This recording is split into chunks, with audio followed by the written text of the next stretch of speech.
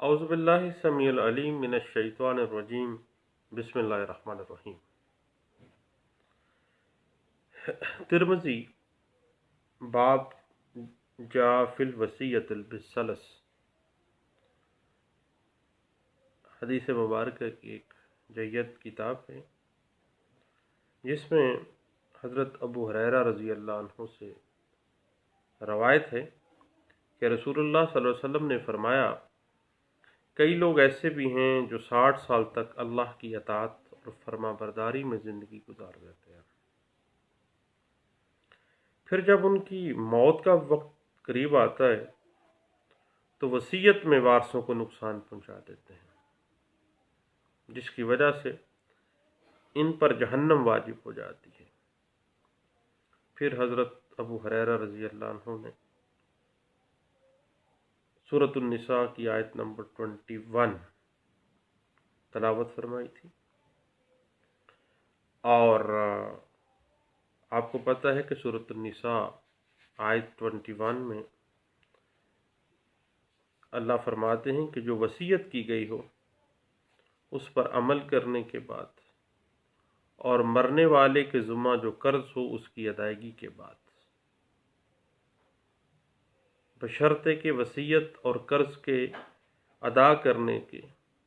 اس نے کسی کو کوئی نقصان نہ پہنچایا ہو۔ یہ سب کچھ اللہ کا حکم ہے اور اللہ ہر بات کا علم رکھنے والا بردبار ہے۔ حضرت سعد بن ابی وقاص رضی اللہ عنہ سے ایک روایت ہے جو کہ صحیح بخاری کتاب الوصایا اور حدیث کی مستند کتاب ترمذی باب ما جاء فی الوصیہ بالثلث کے اندر روایت کی گئی ہے۔ حضرت سعد بن ابی وقاص رضی اللہ عنہ فرماتے ہیں کہ نبی اکرم صلی اللہ علیہ وسلم ان کے پاس عیادت کے لیے تشریف لائے، وہ بیمار تھے، عیادت کے لیے اللہ کے نبی صلی اللہ علیہ وسلم آئے تو اللہ کے نبی صلی اللہ علیہ وسلم نے فرمایا کہ اے سعد، اللہ تم پر رحم فرمائے۔ تو حضرت سعد بن ابی وقاص فرمانے لگے کہ یا رسول اللہ، کیا میں اپنے سارے مال اور اپنے ساری دولت کی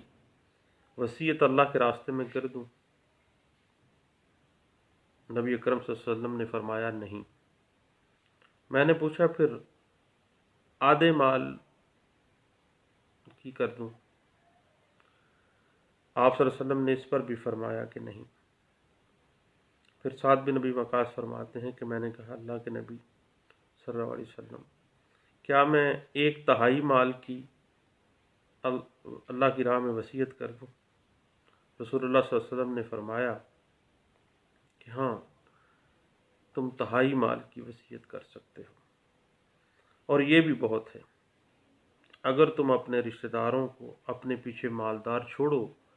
تو اس سے بہتر ہے کہ انہیں محتاج چھوڑو کہ وہ لوگوں کے سامنے اپنے ہاتھ پھیلاتے پھریں۔ بہتر ہے کہ تم ان کو مالدار چھوڑ دو۔ اب اس میں کوئی شبہ نہ رکھو کہ جب بھی کوئی چیز جائز طریقے سے خرچ کرو گے تو وہ صدقے کے زمرے میں آئے گا، اور وہ لقمہ جو تم اٹھا کر اپنی بیوی کے منہ میں دو گے وہ بھی صدقہ ہے۔ اور ساتھ ابھی وصیت کرنے کی کوئی ضرورت نہیں ہے، ممکن ہے کہ اللہ تم کو شفا دے دے اور اس کے بعد تم بہت سے لوگوں کو فائدے پہنچاؤ، اور دوسرے بہت سے لوگ جو اسلام کے دشمن ہیں وہ تمہاری وجہ سے نقصان میں چلے جائیں۔ اس طرح سے اس حدیث مبارکہ میں اللہ کے نبی صلی اللہ علیہ وسلم نے اگر اولاد یا دیگر وارثان جائیداد کے زیادہ مستحق ہیں تو دین دوسرے لوگوں کے لیے، کسی دوسرے ادارے کے لیے وصیت کرنا جو ہے وہ مستحب نہیں ہے، بلکہ پہلے جائز وارثان کے لیے وصیت کی جانی چاہیے۔ پھر اگر وصیت آپ زیادہ اس پہ چاہتے ہیں، انسسٹ کرنا چاہتے ہیں، تو پھر بھی 1/3 سے زیادہ اللہ کے نبی صلی اللہ علیہ وسلم نے منع فرمایا تھا۔ اس حوالے سے پچھلے دنوں 2015 کی ایک لینڈ مارک ججمنٹ ہے جو کہ سول لا کے مختلف جرنلز میں بھی پبلش ہوئی تھی، اور اس میں یہ تھا کہ 1/3 سے زیادہ جب بھی وصیت آئے گی تو شرعی وارثان کی رضامندی اس میں ہوگی، اور بذریعہ وصیت جائیداد کا 1/3 سے زائد حصہ نہیں دیا جا سکتا، اور یہ بات 2015 CLC پیج 298 میں جو ہے وہ واضح کیا گیا تھا۔ اس کے بعد ایک بڑی ٹیکنیکل سی بات ہے کہ دوران بیماری یا دوران مرض الموت میں مبتلا ہونے کی وجہ سے وصیت کو غیر قانونی قرار نہ دیا جائے گا، کیونکہ جب انسان دیکھتا ہے کہ اب میری موت کا وقت قریب ہے دین وہ وصیت کرتا ہے، ادروائز تو وصیت کی ضرورت نہیں ہے۔ اب اس بات کے اوپر ایک کیس لا ہے 2007 CLC پیج 167 اس بات کو بڑے اچھے انداز سے انٹرپریٹ کرتا ہے، اور 2013 کی ایک لینڈ مارک ججمنٹ ہے جو واضح کر دیتی ہے کہ وصیت کے ذریعے کسی غیر وارث کو جائیداد کا 1/3 سے زائد حصہ دیا ہی نہیں جا سکتا۔ اس میں بڑی اچھے انداز سے اس بات کو انٹرپریٹ کیا گیا تھا، اور یہ کیس لا رپورٹ ہوا تھا 2013 وایا لا پیج 2839 کے اندر۔ اس کے بعد کچھ اہم ٹیکنیکل سے معاملات ہیں، وہ دیکھیے گا کہ کوئی بھی شخص اپنی صحت مند زندگی میں کسی بھی اولاد کی تعلیم، اس کے مکان کی تعمیر وغیرہ پر کم یا زیادہ خرچ کر سکتا ہے۔ جب وہ مکمل صحت یاب ہے تو اپنی کسی بھی ایک اولاد کے لیے وہ کم زیادہ وہ کر دیتا ہے۔ اسی طرح عام صحت مند زندگی میں اولاد کے درمیان جو تقسیم جائیداد ہے کچھ کم یا زیادہ کے ساتھ بھی وہ کر دیتا ہے، تاہم اس کو چاہیے کہ حتی الامکان جو ہے وہ اولاد کے مصارف اور جائیداد کی جو اولاد کے مابین تقسیم ہے اس میں برابری کرے، یہ نہ ہو کہ وہ ایک کو زیادہ ایک کو کم، بلکہ کوشش کرے کہ برابری آ جائے۔ اور عام صحت مند زندگی میں وصیت یا وراثت کا قانون آپ کو پتہ ہے کہ نافذ ہی نہیں ہے، وراثت تو آئے گی مرنے کے بعد، زندگی میں تو وراثت نہیں ہے، زندگی میں تو اپنی مرضی سے کسی کو کم کسی کو زیادہ دے سکتا ہے۔ اور آپ کو پتہ ہے کہ عام صحت مند زندگی میں یعنی جب اس کی جسمانی اور اس کی ذہنی صحت ٹھیک ہے تو اس دورانیے میں اپنی اولاد کو یا دیگر رشتہ داروں کو اگر وہ کوئی چیز دیتا ہے تو وہ ہبے کے زمرے میں آتی ہے، اگر وہ غیر وارث کو دیتا ہے تو وہ ہبہ آ جاتا ہے، اگر وہ وارث کو دیتا ہے تو تملیک کہلاتا ہے، وہی گفٹ جو ہے۔ اور عام صحت مند زندگی میں باپ اپنی اولاد میں کسی کو مالی اعتبار سے کمزور محسوس کرتا ہے یا اپنے یتیم پوتے یا پوتی کو وہ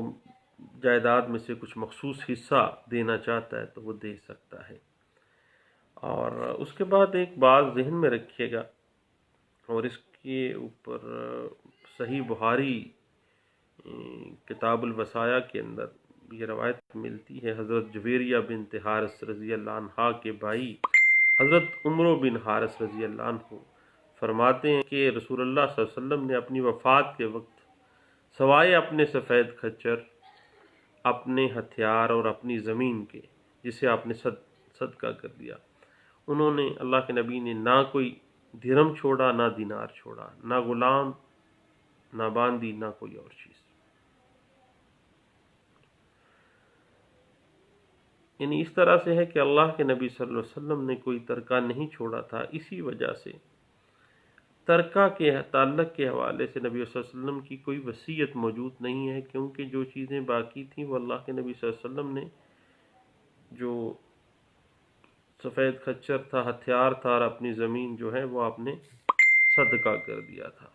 اور جب صدقہ کر دیا پیچھے وراثت میں کوئی چیز نہیں تھی جس کے بارے میں کوئی وصیت کی جاتی۔ اور اس طرح سے یاد رکھیے گا کہ اسلامک لا کے اندر قرض کو وصیت کے اوپر مقدم فوقیت حاصل ہے، یعنی بعد از ادائیگی قرض پھر وصیت کا معاملہ آئے گا، یعنی سب سے پہلے کفن دفن میت کا، پھر جو بچے گا اس کے بعد سب سے پہلے قرض دیا جائے گا، اور قرض کے بعد پھر وصیت کا نمبر آتا ہے۔ اور اس حوالے سے ترمذی جو حدیث کی کتاب ہے اس کے باب ہے ما جاء بدی الدین قبل الوصیہ، یعنی وصیت سے پہلے آپ نے قرض کو دیکھنا ہے۔ حضرت علی رضی اللہ عنہ فرماتے ہیں کہ رسول اللہ صلی اللہ علیہ وسلم نے قرض کو وصیت سے پہلے ادا کرنے کا حکم دیا ہے، یعنی انسان کے ترکے میں سے اس کے کفن دفن کے بعد سب سے پہلے قرض کی ادائیگی کی جائے گی، اس کے بعد وصیت نافذ کی جائے گی،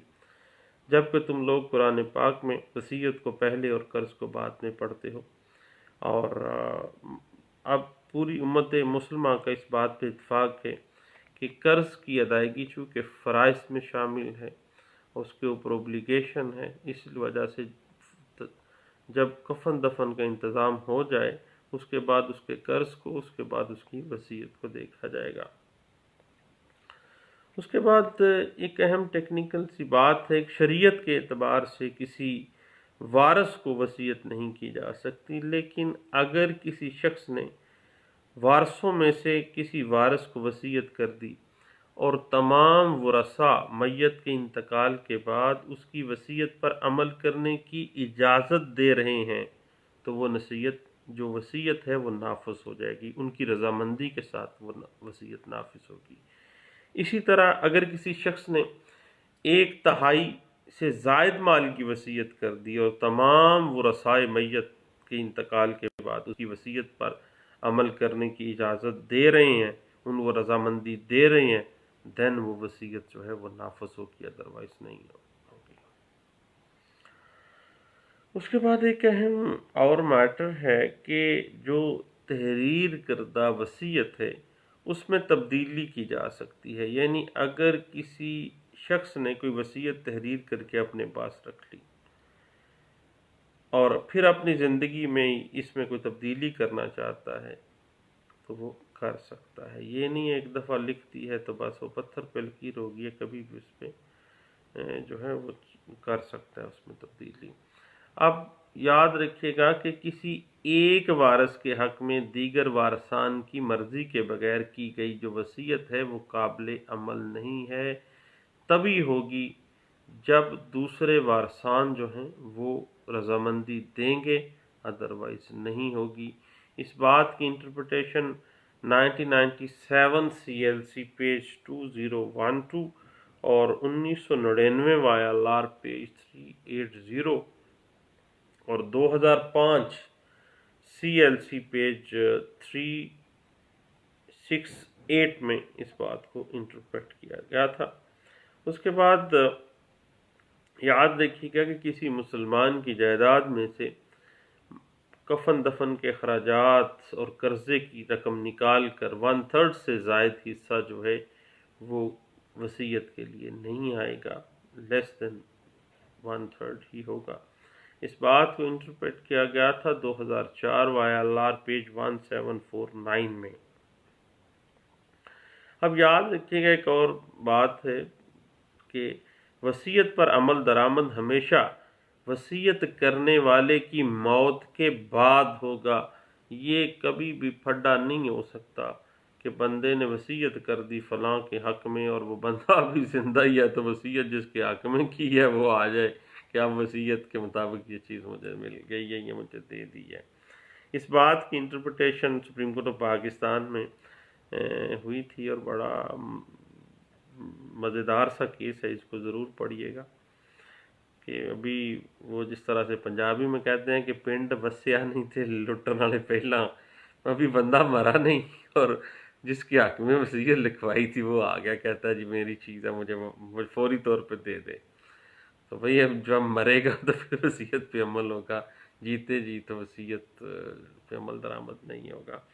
اس بات کی interpretation supreme court of Pakistan میں اگر آپ دیکھنا چاہتے ہیں نا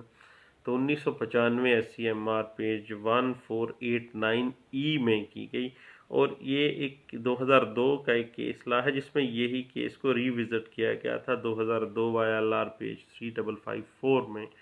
اس پوائنٹ کو انٹرپریٹ کیا گیا تھا۔ اس کے بعد بات یہ ہے کہ اگر 1/3 تک وصیت کسی غیر وارث کے حق میں کی جا رہی ہے تو پھر وارثان کی رضامندی کا ہونا ضروری نہیں ہے، ایک بندہ اپنی مرضی سے دے سکتا ہے 1/3 تک۔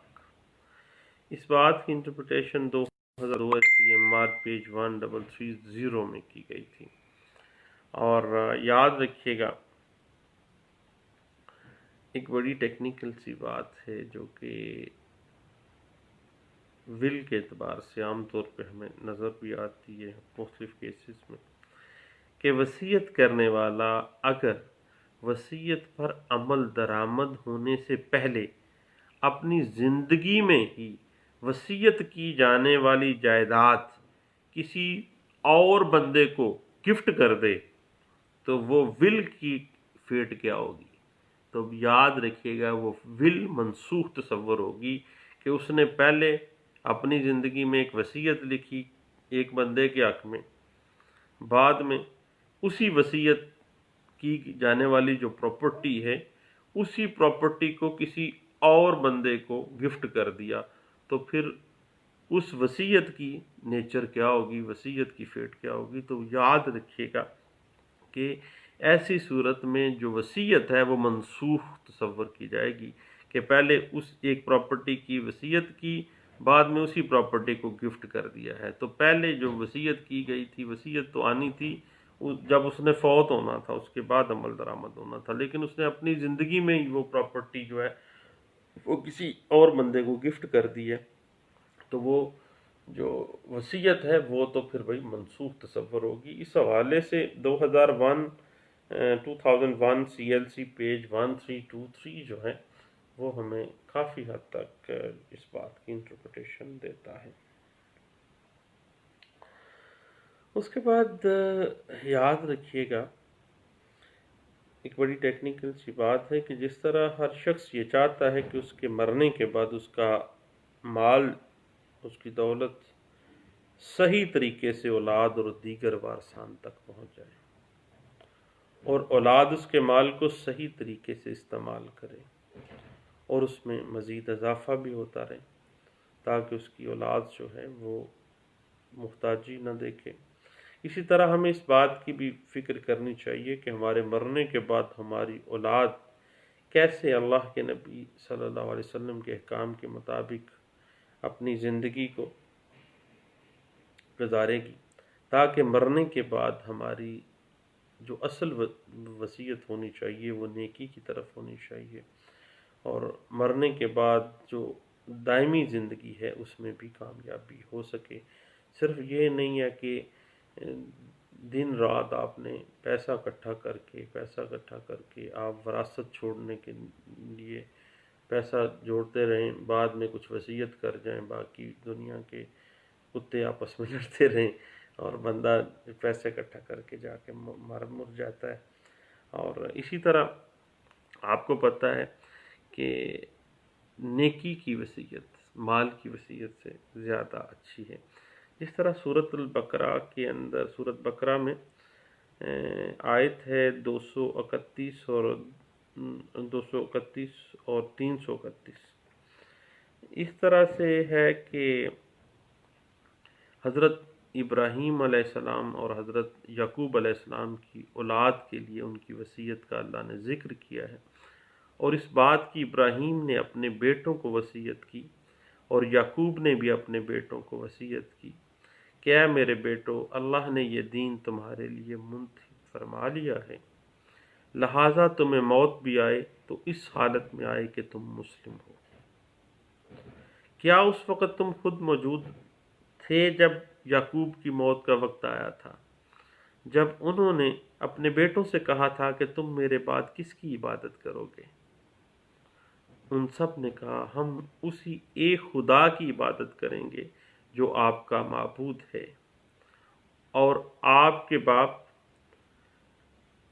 آپ کے دادا ابراہیم، اسماعیل اور اسحاق کا معبود ہے، اور ہم صرف اسی کے فرما بردار رہیں گے۔ کہنے کا مطلب یہ ہے کہ صرف مال کی ہی وصیت نہیں ہے، بلکہ نیکی کی، دین کی وصیت جو ہے وہ بھی اللہ کے ہاں بڑے درجے میں ہے۔ اور مال کی جو وصیت ہے، علماء دین کہتے ہیں کہ یہ مستحب ہے، لیکن اللہ نے کہا کہ دین کے لیے وصیت کرنا جو ہے وہ انبیاء کا شیوا ہے، اور سورۃ البقرہ میں اللہ نے اس بات کو واضح بھی کر دیا ہے۔ اور آپ کو پتہ ہے کہ ابو داؤد اور مسند احمد میں روایت ملتی ہے کہ اللہ کے نبی صلی اللہ علیہ وسلم کی زبان مبارک سے جو آخری کلام نکلا تھا، اس زبان مبارکہ سے اس طرح سے تھا: نماز نماز اور غلاموں کے بارے میں اللہ سے ڈرو۔ حضرت ام المومنین حضرت ام سلمہ رضی اللہ عنہ فرماتی ہیں کہ رسول اللہ صلی اللہ علیہ وسلم نے آخری وصیت یہ ارشاد فرمائی تھی: نماز نماز، اپنے غلاموں اور ماتحت لوگوں کے بارے میں اللہ سے ڈرو، یعنی ان کے حقوق کا خیال رکھو۔ جس وقت اللہ کے نبی صلی اللہ علیہ وسلم نے یہ وصیت فرمائی، آپ صلی اللہ علیہ وسلم کی زبان مبارک سے الفاظ پوری طرح نہیں نکل رہے تھے، یعنی اپنے آخری وقت میں سرور کائنات صلی اللہ علیہ وسلم کہ جو وصیت تھی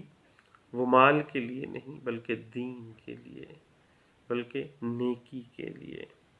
یہ مسند احمد کی روایت ہے، اور سنن ابی داؤد میں بھی اس کا تذکرہ ملتا ہے۔ یعنی ہم کہہ سکتے ہیں کہ نماز اور محتاجوں اور غلاموں اور ماتحت لوگوں کے ساتھ احسن سلوک کرنا، ان کو کچھ مال دینا، ان کی ہیلپ کرنا، یہ اللہ کے نبی صلی اللہ علیہ وسلم کی وصیت تھی۔ اب ہم مال کی وصیت کی طرف اگر ہم آئیں تو وصیت کرنے والا، آپ کو پتہ ہے، اپنی زندگی میں اگر بات چل رہی تھی کہ وصیت کرنے کے بعد اسی پراپرٹی کو جس کے بارے میں وہ وصیت کر چکا ہے، اگر وہ کسی اور کو ہبہ کر دیتا ہے تو وہ وصیت منسوخ ہو جاتی ہے، کیونکہ وصیت تو اس کے مرنے کے بعد امپلیمنٹ ہونی تھی۔ اس نے اپنی زندگی میں وصیت کرنے کے بعد اس کو ہبہ کر کے اس پراپرٹی کو ڈسپوز آف کر دیا، وہ پراپرٹی تو اس کی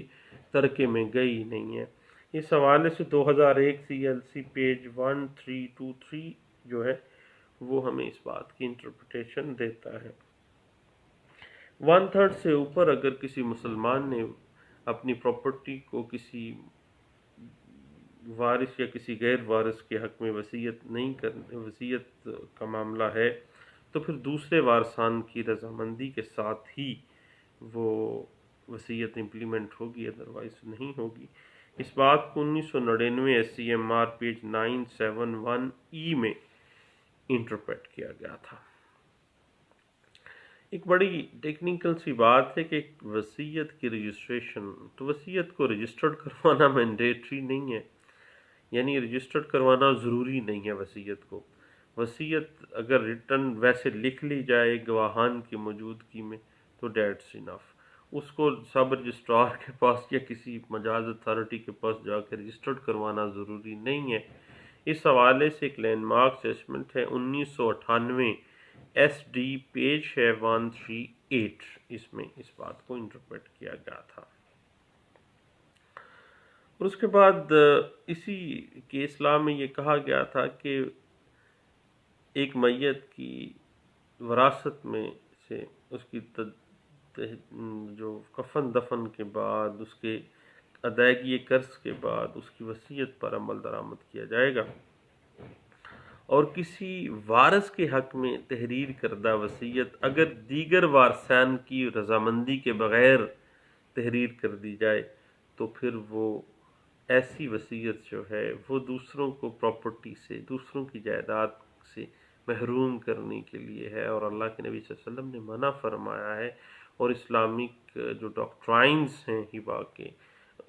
ول کے وصیت کے، اس کی بالکل اگینسٹ ہے، اور اس طرح کا جو وصیت ہے وہ اس کی کوئی اہمیت نہیں ہے۔ اس بات کو انٹرپریٹ کیا گیا تھا 1993 SCJ پیج 56 میں، اور 1997 CLC پیج 2012 میں۔ اور آپ کو پتہ ہے کہ یہ تو معاملہ تھا وارثان کا، اور غیر وارث کے حق میں 1/3 سے کم حصہ جو ہے وہ بذریعہ ول جو ہے دیا جا سکتا ہے، اور 1994 ST پیج ہے 489 اس بات کو انٹرپریٹ کرتا ہے۔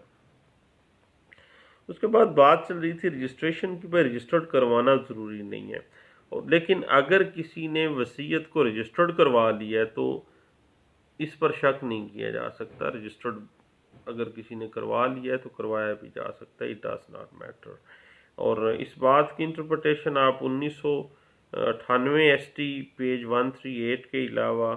1994 SCMR پیج 1975 میں دیکھ سکتے ہیں کہ کیسے ایک وصیت کرنے والا اس وصیت کو تحریر کرنے کے بعد اس کو رجسٹرڈ بھی کروا سکتا ہے، اور کسی مسلمان کی جانب سے جو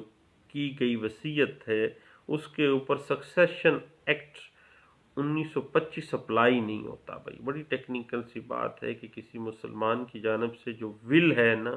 جو پراپرٹی وصیت کر دی گئی ہے، اس پر سکسیشن ایکٹ 1925 جو ہے وہ اپلائی نہیں ہوگا، اس کی سکسیشن نہیں بنے گی۔ اس بات کی انٹرپریٹیشن 1993 CLC پیج 1552 جو ہے وہ اس بات کو انٹرپریٹ کرتا ہے۔ اب وصیت جب بھی ہونی ہے وہ ضبط تحریر گواہان کی موجودگی میں کی جانی چاہیے، اور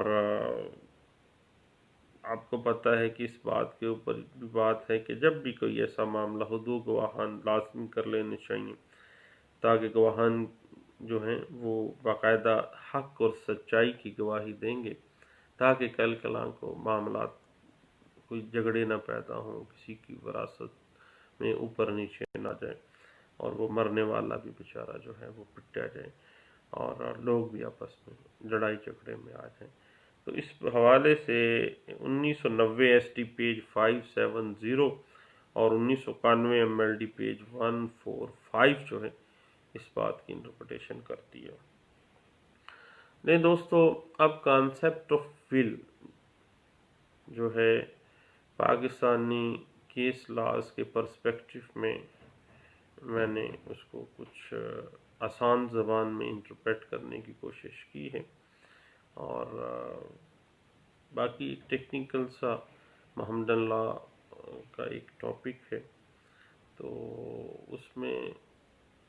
کوئی عالم دین تو نہیں ہوں، لیکن جتنا مجھے پتہ ہے، جتنا میں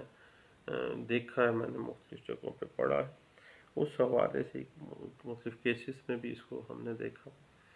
تو میں نے کہا اپنے دوستوں سے شیئر کرتے ہیں۔ تو دوستو دعاؤں میں مجھے یاد رکھیے گا۔ تھینک یو، اللہ حافظ۔